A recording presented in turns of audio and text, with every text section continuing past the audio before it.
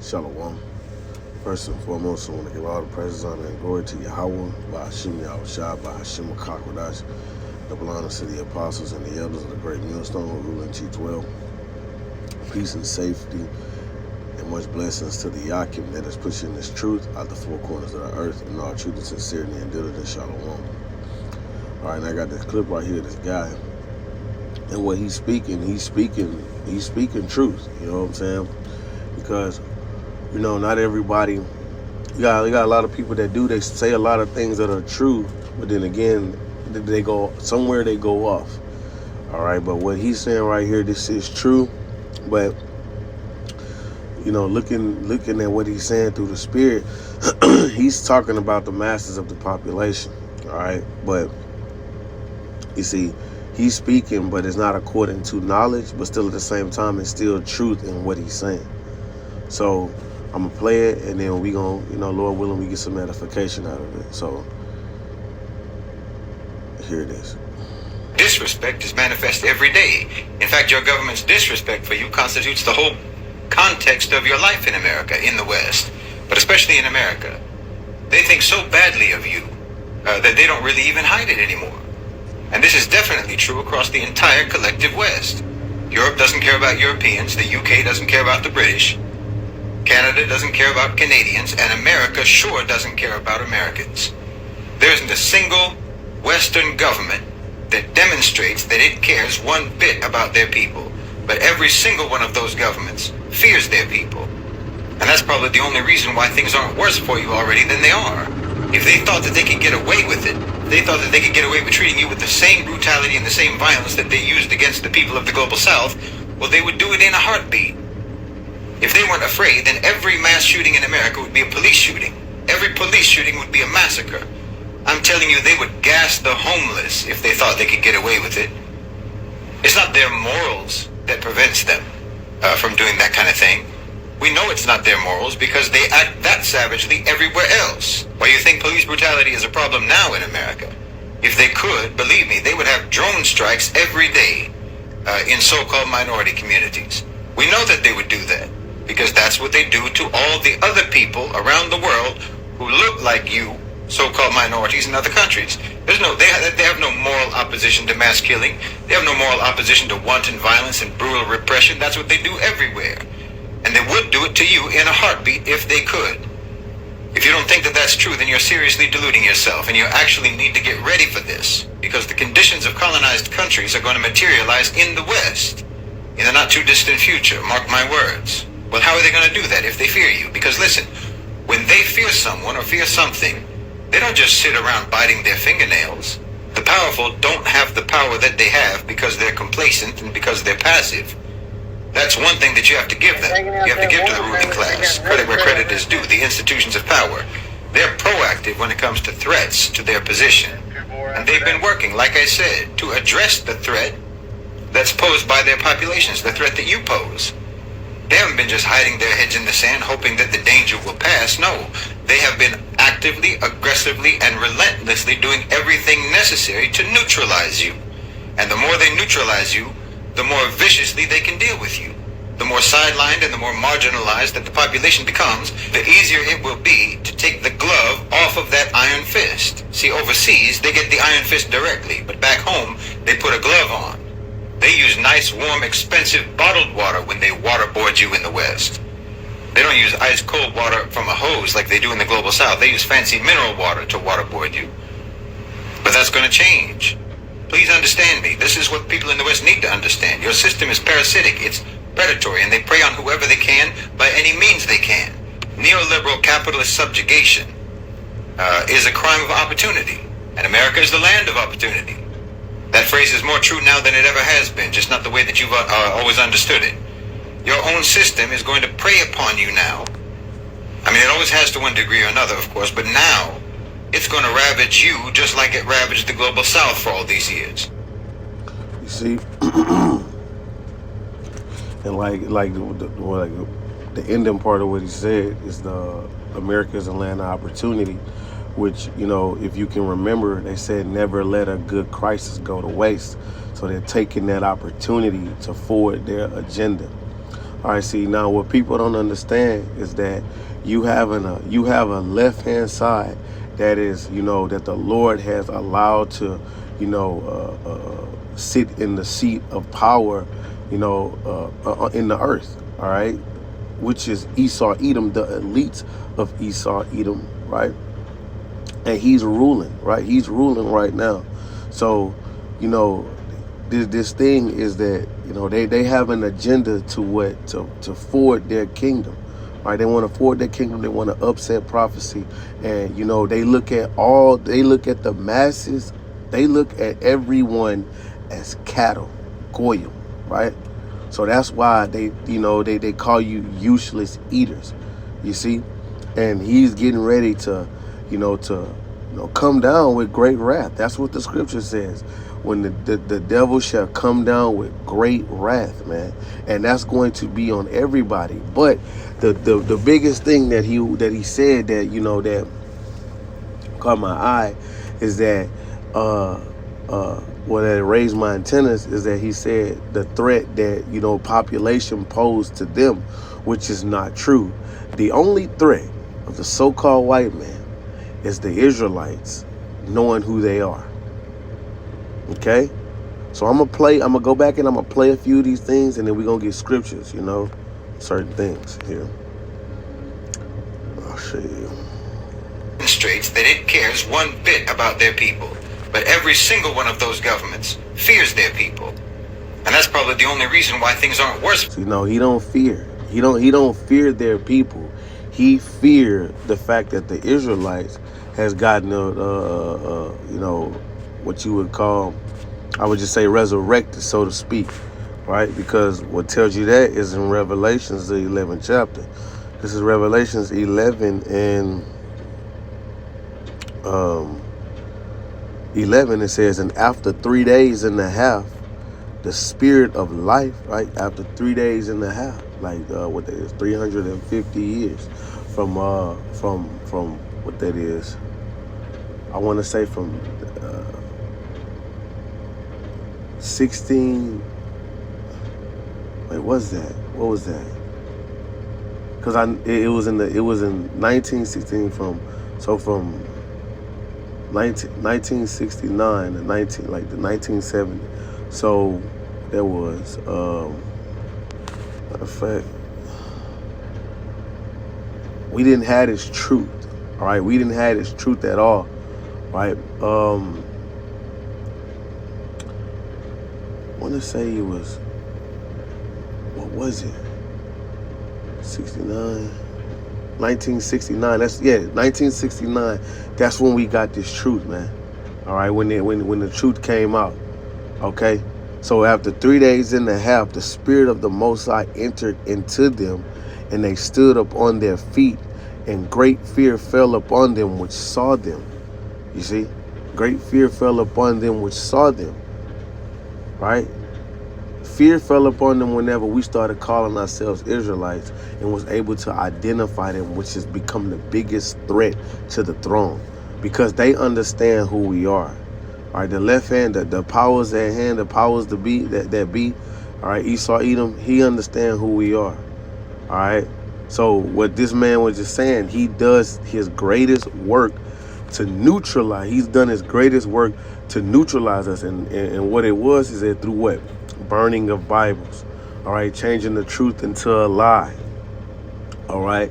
A blaspheming the name of the Lord. Right. Look, this is it's Revelations 13 and 6. It says, and he opened his mouth going into this beast, right? This beast, trickling back to which people? Esau, Edom, all right? And how he used through his system, to blaspheme the name of the Most High, right? Through his system, he promotes what wickedness, ideology, and sin in the earth, all right? It says, and he opened his mouth in blasphemy, against the Most High, to blaspheme his name. He changed his name, right? Changed the name into Jesus Christ, Jesus, Yahweh, all these things that are not the name of the Lord, and his tabernacle, right? And all of them that dwell in heaven, right? He slandered. He slandered the Israelites, man. Put a byword on us to call us black Negroes and African Americans. Claim to be that the angels in the heavens are little white babies. You know. Yeah, he's done all these things, man. Definitely slandered his own mother's son, right? Going back to Psalms. And this is what he did to neutralize us as a nation, because he didn't care about Ammon, don't care about Moab, don't care about Elam, don't care about Ishmael. He cared about those what you would call Negroes, Latinos, and Native Americans. Because those if they wake up, they are the biggest threat to society. They that's why they spend trillions of dollars, you know, to rewrite history and give us what we would call black culture, right? This is Psalms.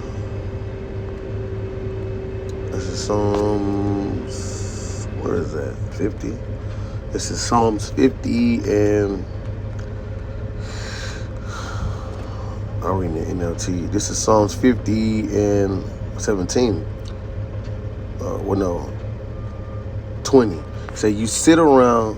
All right, no, 19. Your mouth is full of wickedness, right? He said he gave him a mouth, right, to blaspheme against the Most High. And who gave him this, bro? You know, who gave him his power? The Lord gave him his power.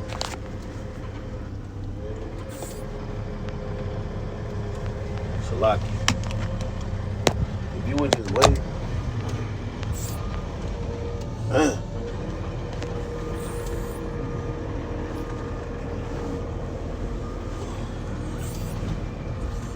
Shalaki.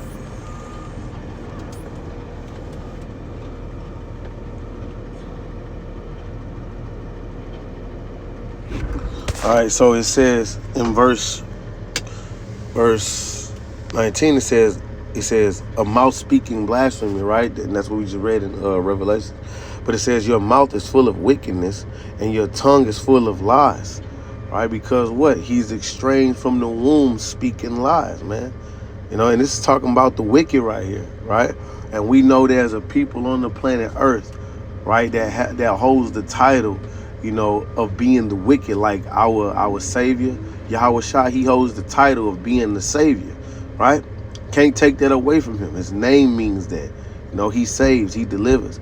Esau, Edom, right? He's wicked. He's known as the wicked in the scriptures. Verse 20, you sit around and slander your brother, your own mother's son, okay?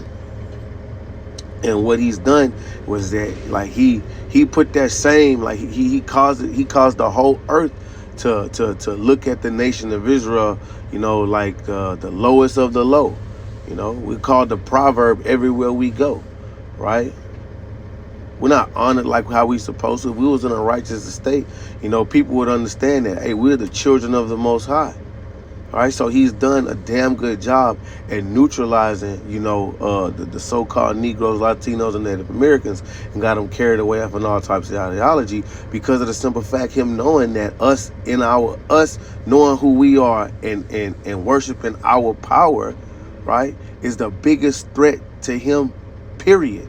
Not population, not the masses of the population. It's you Israelites that knowing that you're Israelites and worshiping the true name, you know, of Yahweh, of the Lord, which is Yahweh being the Father and Yahweh Shai being the Son, right? Because this devil knows that if we are lost and away from our power, you know, he can capitalize on, you know, us not knowing who we are, which is written also in the scriptures, in Judith 5. And I'm gonna just start at 16. It says, and they cast forth before them in Canaanite.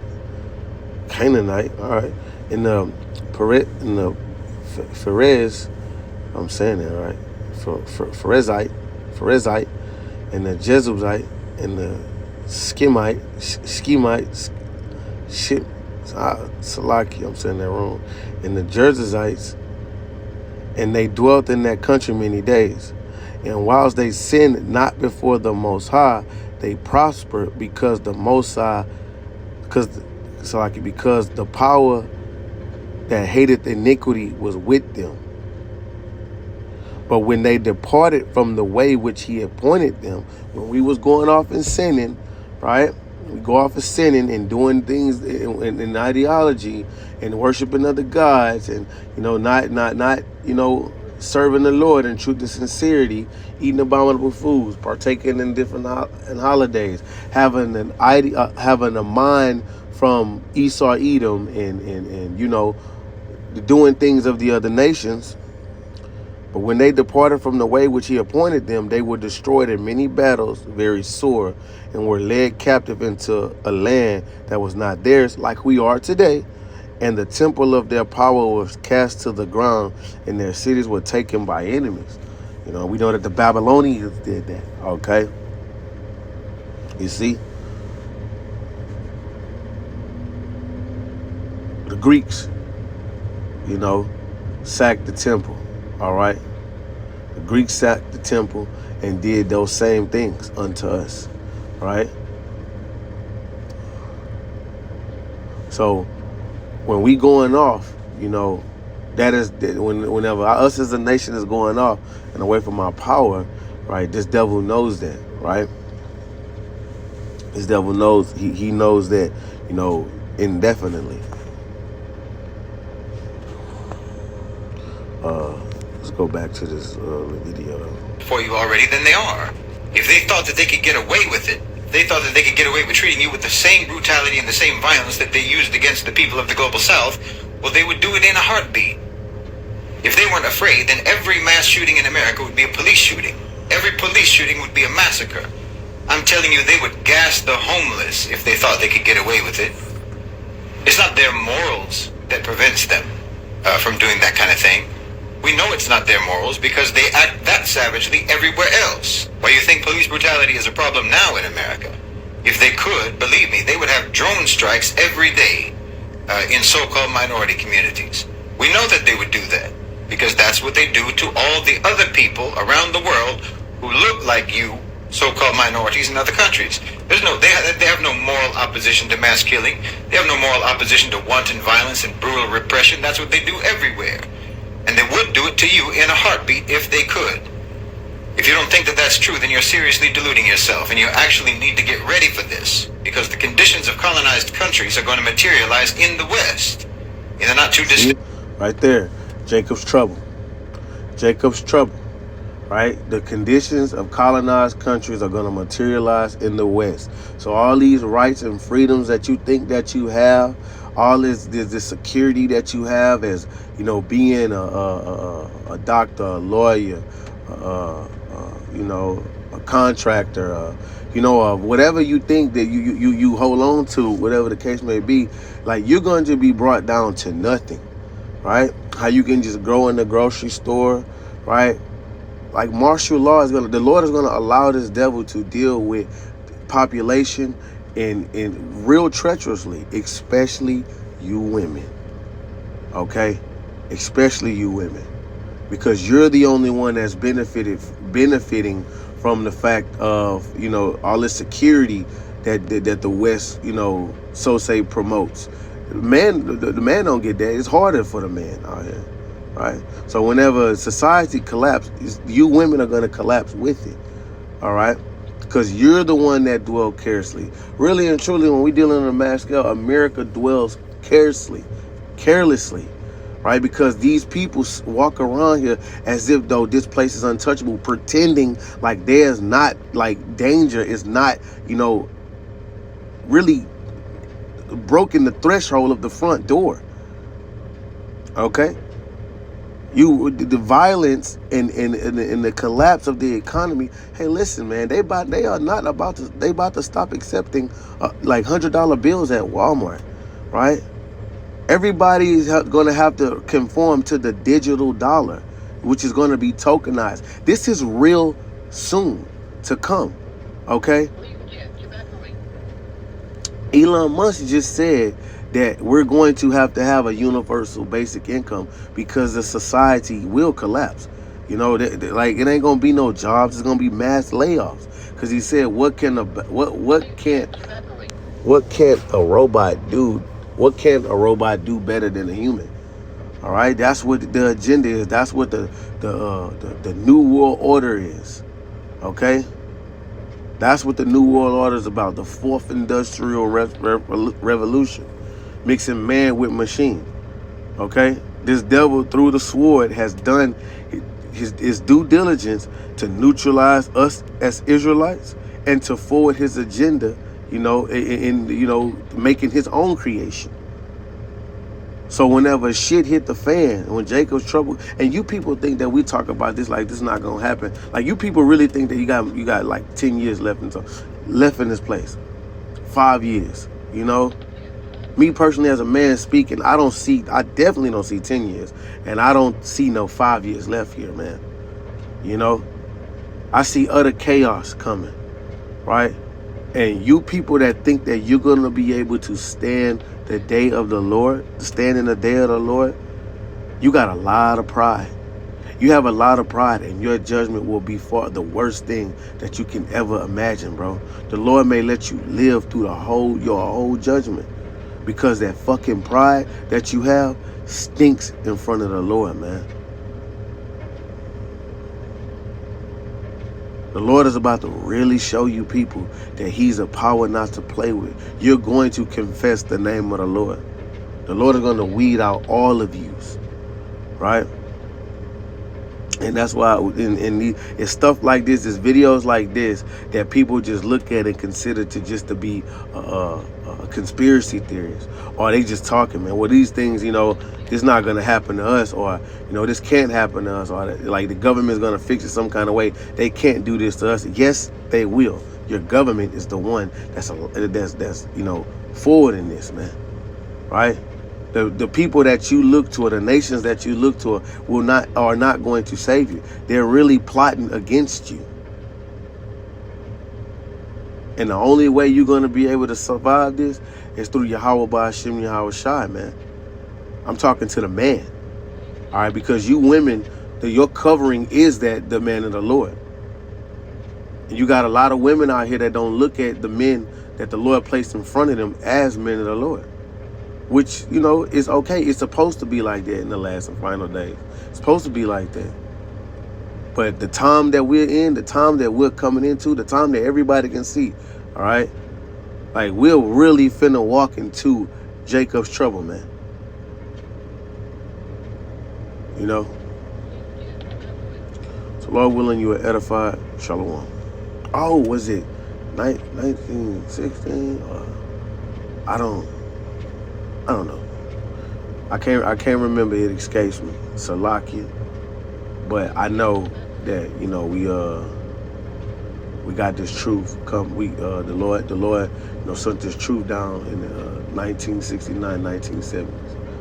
350 years of us not knowing who we were. Okay. So Lord willing, you are edified. Shalom.